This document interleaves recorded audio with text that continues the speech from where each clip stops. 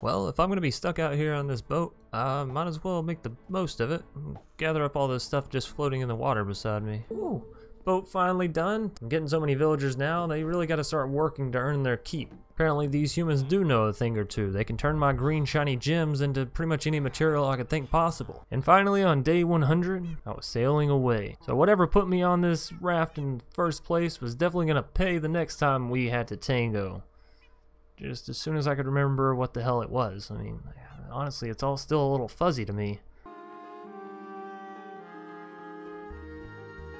No. Well, seems we've learned all we could from this experiment. Sink the ship and start over.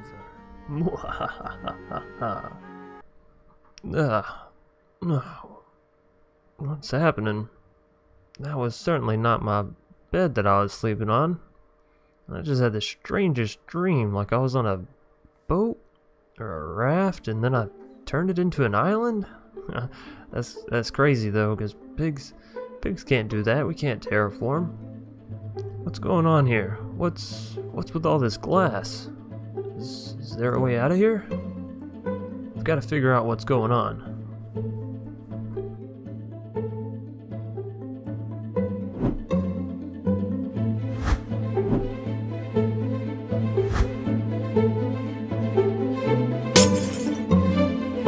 Looks like I'm in a big glass bottle. Huh. Alright. Without any way out of the bottle, I decided on day 1 that I would, well, explore it. Can't beat it, join it. So I chopped down the tree that had been given to me so graciously and explored all over the bottle. I also managed to slap my way over to the secondary bottle, which seemed to contain a whole lot of villagers. Decided I didn't want to be alone for my first night, so I slept there. Day 2, I went ahead and bred the cows in the villager bottle. This way, if I ever needed steak or, leather in the future, I might could have some. I didn't want to chop out my only source of animal loot, so, gotta keep them healthy and expanded. Also chopped up some iron from the iron golems that were defending the villagers. Y'all don't need it as much as I do, I promise you. That, and if I get to becoming an almighty overlord, I can probably set us all free. Also discovered that there's this spider spawner back on the home base bottle. It could either be really dangerous or really useful. Guess we'll have to wait and see. Day 3, I went ahead and leveled all the terrain in the bottle because all these hills and whatnot just don't really make sense to me. We're in a tiny glass bottle and I don't have time to be jumping over hills. I need a base to operate out of and figure out what the heck is going on with all these bottles. Day 4, I made 2 iron picks. Probably not my best use of iron, but I also decided to spend the whole day mining out the basement area. This way I could have an additional storage area or an area to work on any, auto farms, farming in general. Essentially extend my base downward and upward instead of outward, since this glass bottle is apparently going to be my home for the next little while. Day 5, I finished digging out the basement and got it ready for farming. If I'm going to live in this bottle, I'm going to need some food, and fast. Day 6, built a spider spawner. It was pretty easy given this thing was directly beneath my house and I was able to attack it from any direction I wanted to. Being in a bottle actually makes things a little bit easier to a certain degree. Day 7, I noticed that there was several bottles filled with all the animals I could ever want. Cows, chickens, pigs, sheep. So I made my way over there to start breeding those up as well. Guess I didn't really need the ones in the villager bottle, but well, the more the merrier. Day 8, I was discovering a secret room in the cork of my bottle at the... Day 8, I was discovering a secret room located in the top of the cork of my bottle. It had a diamond hoe. This is a little interesting, and I assume that it was meant to be left here as a joke. Also built a farm next to the spider spawner. This way I could gain XP while I'm also gaining food. Hope I don't ever get these two confused. The spider stew sounds disgusting. Day 9, I was trying to trade with the villagers and get any information I could extorted out of them, but one of them tried to pull a fast one over on me and sell a belt for 32 emeralds.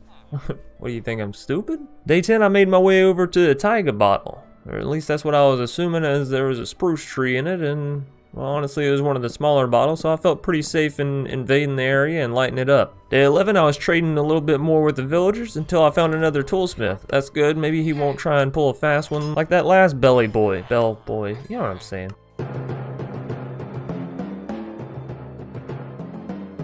Also managed to notice a desert temple in the background, which I'm not gonna lie, I actually thought was a second village when we first started, but I'm happy that it's a desert temple. This means that I can go loot it. And loot it I did. Found a golden apple and a Fortune 3 enchantment book. Fantastic. Time to go make a pickaxe and really get my usefulness out of it. Then I forgot I don't have an anvil to put it on a pickaxe, so, you know, we'll have to wait on that. Day 12, I tried to build a zombie spawning area near the village and turned off my spider spawner to try and help things out. This isn't gonna work, I'll just give you a little heads up. I spent a lot of time on this zombie spawner area and it never really works because mobs can't spawn in the void, and it takes me a while to realize this. Day 13, I spent the whole day trying to trap a zombie, and then I realized that this particular zombie couldn't actually pick anything up, and that I was gonna for sure need a name tag if I wanted to have a zombie to, you know, convert the villagers into zombie villagers, and then me reconvert them so that way they think that I'm a hero. Day 14, I was exploring more bottles. Apparently all the corks were made up out of stripped logs, which was gonna be extremely useful whenever I needed wood later on. Sure, it might get to looking a little ugly, but I was just basically convincing myself that uncorking the bottles is what needed to be happening, and it was all natural. Day 15, I set up a sugarcane farm and got supplies for an iron farm. Can't just keep slaying these iron golems all willy-nilly. One of these days they're gonna come back for revenge, and Lord knows they like to punch you hard. Day 16, I spent most of the day just slaying iron golems. I was trying to get enough for an anvil so I could, you know, use the name tag properly, put my fortune book on and stuff. Honestly, an anvil was going to be a huge upgrade for me. But this was taking a little long, so on day 17, I went exploring more bottles. Then I realized I forgot my water bucket, which was definitely key to my survival, so I pretty much just returned home. Not gonna lie, exploring each of these bottles is kind of a pain whenever I have to turn around, squat down, pray for my life, and place wood. Day 18, I was back out looking for an anvil. I figured with all of the loot that some of these bottles had, it wasn't too unrealistic for me to, you know, be asking for that to just appear right in front of me right now. No? Okay, well. I did manage to find an awesome library, though, placed with filled bookshelves and husk and skelebroskis. Skelebroskis? Skelebros. Anyways, I didn't really feel like dealing with all these mobs, so I cheesed it. Went to the top, broke my way in, and did what needed to be done. But if you just want to give me a big library full of knowledge, well, my piggy self is going to take full advantage. Spent all day 19 trying to clear this library out. Managed to get a lot of enchanted gear, but as far as slaying villains go, it was a bit on the weaker side. We'll try again later. After the big library, I saw what could have been the stronghold. It looked like a scary large dungeon bottle, so I decided to go try and clear it out as well. Day 21, still clearing out the dungeon. This thing actually has a lot of enchanted mobs down in there, and if I fall in, well, there's certainly no way of me getting out. But I did manage to get a ton of diamond equipment thanks to the chest, and decided to return home. That's good enough for me, and I don't want to, you know, overstay my welcome. I left my house without any armor, and I'm going home all suited up with diamonds and iron. Day 22, I started building my iron farm. Can't be waiting around for these iron golems forever, and something tells me with the limited number of bottles, my access to actual iron is, well, limited. Also, I trapped this smelly zombie. It wasn't any more smelly than the rest of the zombies, I just felt it was important to point it out. You guys stink. Day 23, I spent the whole day getting villagers to the iron farm, putting them in boats and rowing them across the wood, then slapping them in a small enclosed space that they'll stay there for the rest of their lives. Getting scared to death, trying to hire bodyguards, in which case those bodyguards will fall into my lava trap and give me all their delicious iron and poppies. Day 24, I started working on a mob farm at the top of my OG bottle. Figured this would come in handy as I was at my base, you know, crafting and smithing stuff together. I could always run up there, whack a few things, and get the experience, well as mob drops. Day 25, I was finishing up the main structure for the farm as I just pretty much set it on top of my bottle.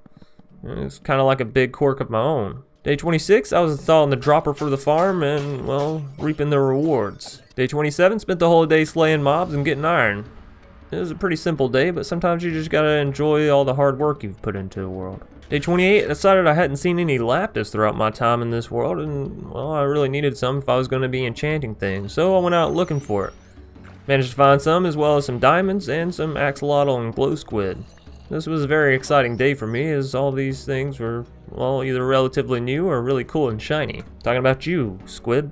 Day 29, I was enchanting my pickaxe and putting mending and fortune 3 on it. This is going to be an awesome pick, just right from the rip. Day 30, I explored over to the birch bottle. Just wanted to see what was in it. Had some bees. Not that I wanted them to get out, but, you know, saying hi is always nice. Also ran over to the jungle bottle to chop some of that down. And on day 31, I found a special villager that was selling me special compasses to all the in-game kind of stuff, like the nether and all that. So I bought one and headed out. Managed to hit a mesa biome, which, not gonna lie, if I didn't know any better, I would consider this one to be hell. But, alright, whatever. Guess I can continue on.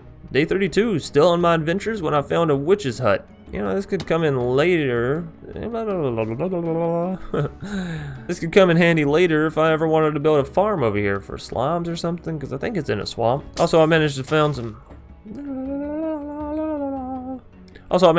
horses. Who would have thought that, given, well, if I put a horse up on my tiny wooden platforms, it's for sure going to fall off. So I think I'm good with just running around for right now, and who knows, maybe later on we'll build some actual road systems out here and get you out of here. Day 33, I'm still going towards the nether. Oh man, I didn't really think it was this far out, but I can finally see it now, and I actually made it. Hallelujah. Day 34, I set up the teleporters and dove into the nether. I'm not gonna lie, this whole teleportation system was something that was all new to me, but I really enjoyed how it worked. Once I got in the nether, I started building the bridge. Then I realized I didn't have enough cobblestone, and, well, you don't want to build a wooden bridge in hell, because it'll burn up fast. Day 35, I was trading sticks to get mending. Day 36, it was back to the nether to farm some ender pearls. So many mobs spawning here. Oh boy, better be careful. Day 37, I was still trying to take out these endermen. Also, I have an idea on how to get into the fortress, but it may or may not work. So I spent the whole day gathering the materials I'd need for this idea, like sand and gravel. And then I spent the rest of the day trying to slay blazes in different ways, like, you know, dropping sand and gravel to sectionalize this whole thing out. By day 39, my plans had come into full swing, so I jumped down, surrounded the whole place with dirt, and then built sand barrier behind me. This would allow me to take out all the blazes on this end of the fortress and get everything I pretty much needed, without having to really risk my life too much. Day 40, I was back trading with the villagers. Cycled farmers till he traded me with potatoes and carrots, because let's be real, carrots are my main exported crop right now, so, you know, I want to make sure that we're lined up on the same kind of stuff, bro. Also got a compass for the end portal. Almost dragon slaying time, I can feel it. It's only day 40, I'm making a lot of progress. Maybe after I take down this big purple lizard, I'll have some answers. Like, who put me in this bottle? How the heck do I get out of here? Because day 41, I spent the whole day clearing cobble and putting it in a shulker box so I could go to the end and, you know, be able to pillar over. I really didn't want the end to be some weird bottle trick, so, you know, if that's what they were planning on doing, I want to make sure I'm prepared. If I go there and there's a big dragon in a bottle, I don't know, maybe I'll rub it and it'll come out like a genie. And on day 42, I was setting off. Cleared the village of, you know, cows and stuff while I was waiting. That way I could have a little bit of steak on my adventure. And, well, then we're heading off. Day 43, I was over on top of a dripstone bottle, or, you know, that's what I assumed it to be, as I could see some from the side. So I decided to make my way in and get a little bit while I was here. That, and I mean, it's pretty much the only interesting thing I did all day, other than doing my Pilates dangerously out into the void as I place wood down. I wonder if I can plank while laying planks. And finally, on day 44, I managed to reach the stronghold. And, yep, it's a bottle. It's a sideways bottle. I don't know what I was expecting. Everything here is a bottle. Bottle, bottle, bottle. Day 45, I returned home using the teleporters, because, you know, I really don't want to run all that way again, like, ever. Next up, I made an ender chest for all my dragon slaying materials, like my potions and arrows, all that kind of important stuff. Also went ahead and made a few rockets, that way I could get ready for the elytra. And on day 46, 47, and even 48, I was fighting this dragon. The end island was by far the hardest I've ever seen, with little individual platforms where the dragon constantly knock you off, fire balls of death at you, and, well, you could realistically fall into the void very easily. And taunt you with its magnificent wings. You just wait till I get some wings, then it'll be a fair fight. Of course, I can't really get the wings until I defeat you, so obviously this dragon's not very fair. But I did manage to slay it, and on day 49 we were headed into the outer end to find a city. I'd heard that these mystical cities could contain a lot of information, or if nothing else, the ability to fly, and well, in a bottle, I can't even help myself now. In a world full of bottles, this is gonna be useful, given, you know, I'd spent majority of my days sort of walking back and forth the bottles. But yeah, I didn't find anything. Day 50, still looking for a city, and again, nothing. There's a whole lot of zilch out here. Did I actually just banish myself into a world that doesn't have anything existing in it? I certainly hope not. Day 51, finally found one. It's a ship. Alrighty, let's go. Managed to make my way up, take out the shulkers, and get that elytra fairly easily. Boy howdy, I'm glad I did, because after that, I managed to see because after that, I managed to find another end city right beside me. Well, 2 elytras in like 2 minutes. It's gotta be a record. I've never seen a Minecraft pig with a single elytra, and I'm double dosing over here. Day 52, I spent the whole day looking for a portal home. You know, I got my 2 elytras, I got all the loot I need, and I just want to go back home and try to figure out if I can get out of these bottles. So far, the end had been the most open space in my world, and I'm not gonna lie, I hated it a little bit for that. I was a little jealous. I hate this! I hate you! Didn't manage to find a portal home, but I did find another city, so of course I'm gonna loot it. More elytra, more better. And on day 53, finally I can go home. Not gonna lie, I ended up going all the way back to the original portal that got me here, because, yeah, I couldn't find a single portal out there. Day 54, I was sorting through all my loot and dealing with all the endermen that managed to come through the portal. What do you think you're doing? This is my house. You stay on your big cheese island over there. I was also disenchanting stuff that I didn't want and combining stuff that I do. Day 55, I was clearing out that taiga bottle so I could make a special tree farm all for myself. That's pretty much it. It's as basic as what it sounds. Day 56, I was finishing clearing the area and adding dirt and saplings. Day 57, I was back in the nether to get some quartz. I wanted some auto farms going, and, well, from what I understand, stuff has some technical purposes. Also, I managed to get some ancient Deborah, which was actually relatively easy given it was in a big bottle and there's only so many spots it could hide in. You can't run from me, Deborah. I'll always find you. Day 58, I was raiding the bastion. Not much there. Actually, really terrible loot. So, yeah, kind of a waste of time. Day 59, I was going to get emeralds and more mending books. Now that I had really awesome items and armor and gear, well, I don't want them to break on me. Like, literally break while on me. You know what I mean? That just sounds terribly painful. Splintered diamonds in my shoulder? No thank you. Day 60, I started work on a melon and pumpkin farm. That's it. Sometimes you gotta keep it simple. One task at a time. 61, still working on the farm, adding in pistons and, you know, doing all the back and forthness. Day 62, I was going to mine. I wanted a lot of materials such as redstone, diamonds, iron, you know, I'll take all the general stuff. Not that I needed iron, I had a farm, but, you know, it'd come in handy later on. You'll see what I mean. Day 63, I was still mining for redstone. Really needed this stuff to finish up my farm, and I also realized that I managed to place all my observers facing the wrong way. Thank goodness for this, actually, because I thought I just broke the whole farm or that it wasn't going to work on my bottle world. Day 64, I was fixing all my mistakes, and the farm's up and running. Let's go. Free potatoes. Oh, no, wait. Let's go. Free pumpkins. Not that I can really eat these unless I turn them into a pumpkin pie, which, from my understanding, is a little bit of a convoluted strategy, given I could always just grow, you know, something easier.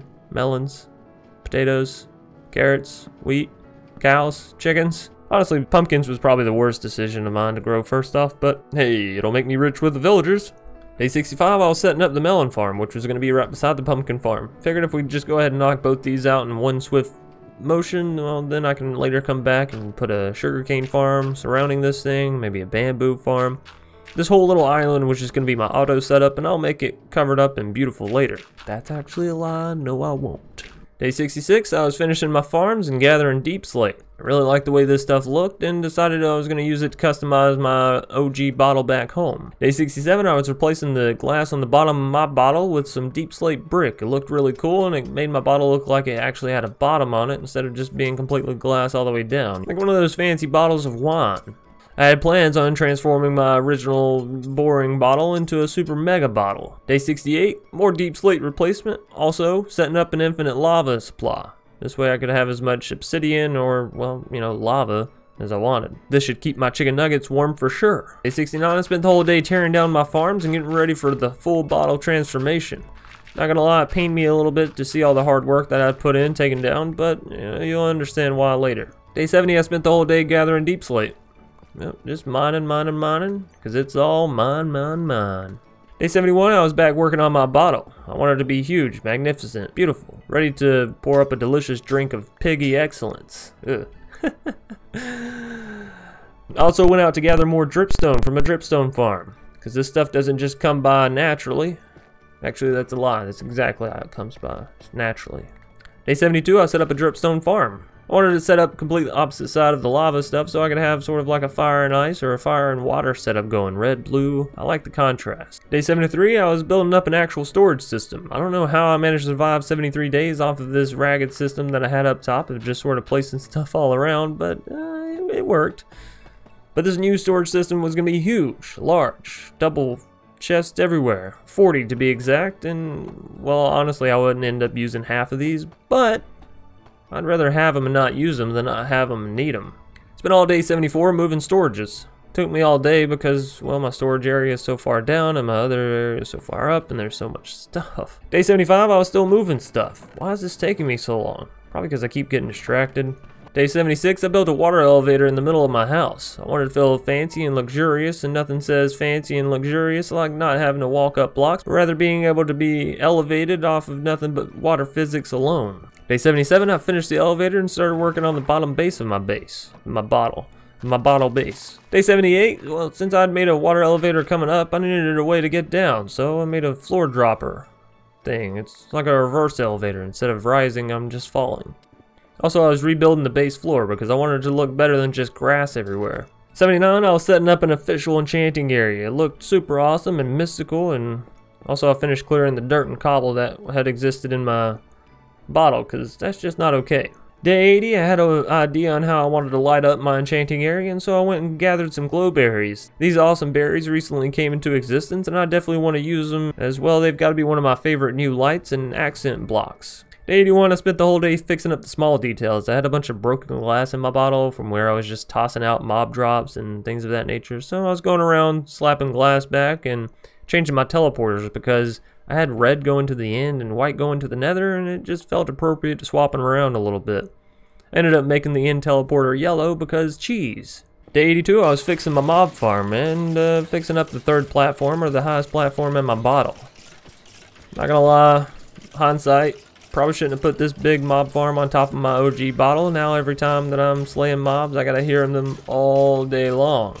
I've really been dealing with this thing for the entire series, but it's gotten to be too much now. Day 83, I had a plan for this top platform. I wanted to place some fire... Day 83, I had a few plans on this top platform with how I wanted to auto-dispose of all the mobs dropping down. It involved putting down some campfires, putting a hopper minecart down beneath it, then a couple hoppers and chests out beside that. Actually worked relatively well, other than the fact that 4 hopper minecarts can't fit in one area, and having one running in a circle, well, that's even louder than the mobs were. So ultimately I decided I'd just chop them at the shins and do all the hard work myself. After all, I was planning on building an enderman farm later on, out in the end, or even in the nether, as, well, the spawn rates were insane due to the whole bottling system. 84, I ran out of quartz, which I desperately needed for this top floor build. It was going to be an upper echelon kind of thing, and I wanted to make it look fancy, and the best way to do that is, well, with the most expensive blocks I can find, which in this case is going to be quartz. Day 85, I was finally removing that ugly wooden staircase going around the outside of my bottle. Sometimes you gotta remove things if you want it to look better. May not make sense on paper, but trust me, in reality and aesthetically, it does. Rebuild it. Day 86, I was making a landing pad for when I was flying in home. I don't know why it took me so long to realize that I needed one of these, but trust me, once I get it set up, it's going to be amazing. Also, I went and gathered some amethyst so I could have a marker for the high and low points, because, not going to lie, I almost killed myself a few times just smacking into the glass like a bug or a bird. Day 87, I spent the whole day chopping wood. What, you think just because I'm this advanced and I have this much awesome tools and armors and equipment that I can just negate the need for wood? You're crazy. I made this wood farm for a reason. I also added a second side to my landing pad because I realized that constantly coming in from one side was just unrealistic. Also, I kept smacking the glass on the wrong side because I kept forgetting which side my landing pad was on. Day 88, spent the whole day trying to get looting on a diamond sword. Literally spent all of my levels trying to get this, and honestly, I was probably going about it the wrong way because I wasn't using books. I just kept enchanting the sword and re-rolling it, hoping for something nice. Day 89, I finally got looting too. Well, it's not the best that I can do, but I'll take it, so I don't get blue. Get it, like, sad? Anyways, it's time to go slay some wither skellies. I had one final boss I wanted to fight in this world, and, you know, maybe he could give me some info as to how the heck I needed to get out of here. I know it would allow me to create a beacon, which might act like an SOS system. I wanted to get their skulls so I could call upon their ancient ancestor and see if it had any information for me about how to get out of these bottles or what's going on with this world, because it's a bit funky. Spent all day 90 fighting skellies. And finally on day 91, I managed to get 3 skulls. Yeah, it managed to take me 3 days, but you know, a skull a day keeps the mortician away. Day 92, I gathered nether scrap to finish up my armor. If I'm gonna fight this big 3-headed skeleton bro, then, well, I want to be fully fleshed out. I'd never fought this boss before, and I wanted to make sure that I wasn't gonna die here and lose everything. That would be pretty embarrassing as I'm, well, really close to finishing my 100 days here. Day 93, time to go fight this wither bro. placed the skeleton skulls on, backed up, and shot him with a lot of arrows. Had a top tier bow and top tier sword. I made quick work of him. It was actually a lot easier than the dragon, or pretty much any boss that I'd ever fought in my entire time playing this game. Well, time to make a beacon. Day 94, I constructed then deconstructed an ore tower. It took me all day as I used pretty much all the ores that I'd been gathering up throughout the world throughout my time playing, so, you know, nice little 5x5 area. Also, I was going to need a lot of material if I was going to make this beacon proper. Day 95, I was trading with the villagers for more emeralds. I need more materials for my beacon. It's got to be the largest, most magnificent beacon that I can muster up. If I want to get out of here and send a true SOS to all my pig brethren, well, it's going to have to be large. Supersized. Day 97, I was working on my secret build, but you can't see it because it's a secret. What good is a secret if I show you, right? And on day 98, I was constructing my beacon. Magnificent, but alas, it was not my answer to escaping. Matter of fact, nothing really happened, and getting the haste from it didn't really matter on my OG bottle, so yeah, you know, it seemed kind of pointless, not gonna lie, a little pointless, but definitely awesome to flex with. And on day 99, I was saying goodbye to my base, revealing my secret build, because, well, you know, I just worked on it 2 days ago. I guess I didn't really lead up to it as much as what I'd originally thought, but hey, it still looks cool with all this moss and glowberry down here. And this base had certainly come a long, long way from just being a patch of grass and a tree or two.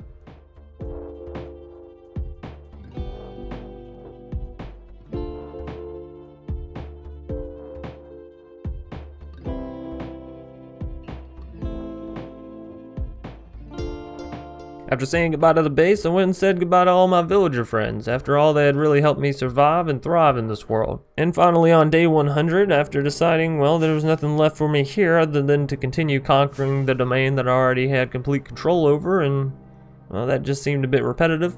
So I decided to fly off into the distance. I'm either gonna find land or die trying. No, this doesn't sound like the greatest idea, but I'm armed and ready for any monster that may come my way. I've got enough rockets to send me to Jupiter if need be, so, you know, let's go. No.